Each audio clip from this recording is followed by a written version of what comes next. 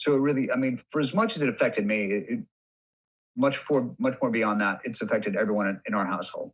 Oh, so it's almost like, you go probably through a process in a sense.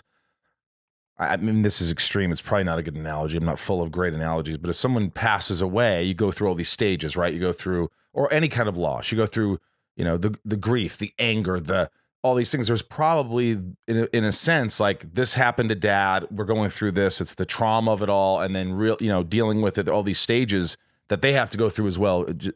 I assume. Absolutely. In fact, I think it affected my daughter Nora probably more than it affected Lily. She's just a little more sensitive, so I think she absorbed it a little more. So at one point Alice and I sat them down. We're all still trying to grasp what the hell happened.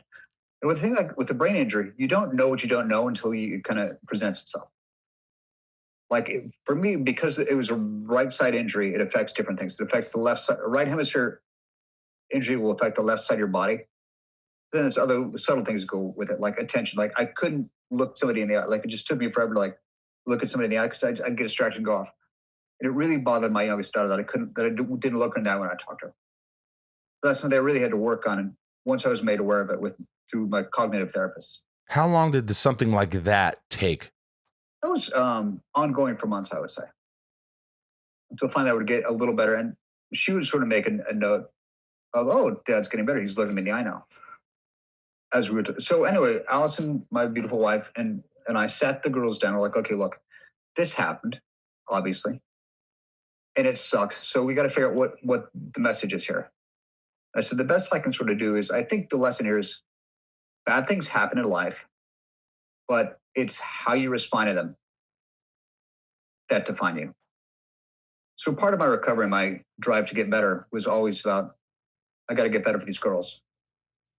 And I got to keep working for them and try and get back to something. I mean, about a week before I had my stroke, Lily and I were hiking up in Running Canyon.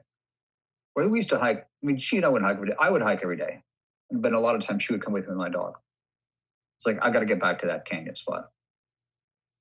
Just, in fact, there's a lot of things I got to get back to.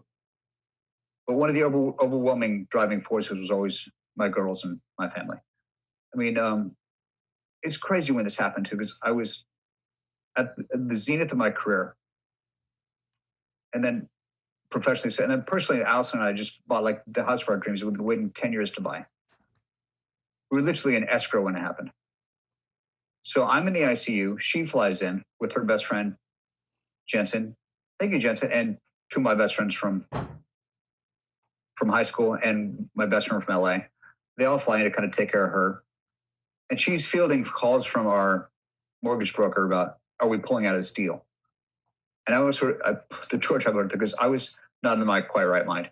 I would sort of wake up out of these fever dreams going, keep the house. I want the house. There was this pool and I kept dreaming of rehabbing in that pool. Right. So I wake up, she's like, we got to make a decision. I'm like, keep the house. Keep the house. My financial advisor was in Florida and he drove in. He's like, don't keep the house. We thought we had enough money for it. He's like, unforeseen medical expenses, because that's all I'm going to say. And thank God we didn't keep the house, because obviously my career kind of came to a massive halt. I mean, I'm working a little bit, but certainly not to the level I was before.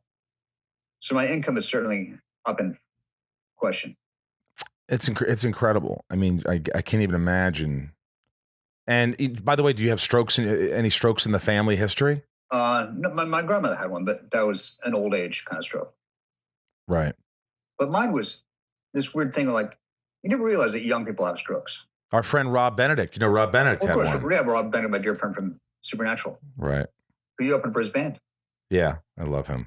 He's such a great guy. He's the best. So Rob had a stroke, and which they never really came to the bottom of what happened. But he also had a carotid artery dissection. His was on the left side, the left side affects your speech more.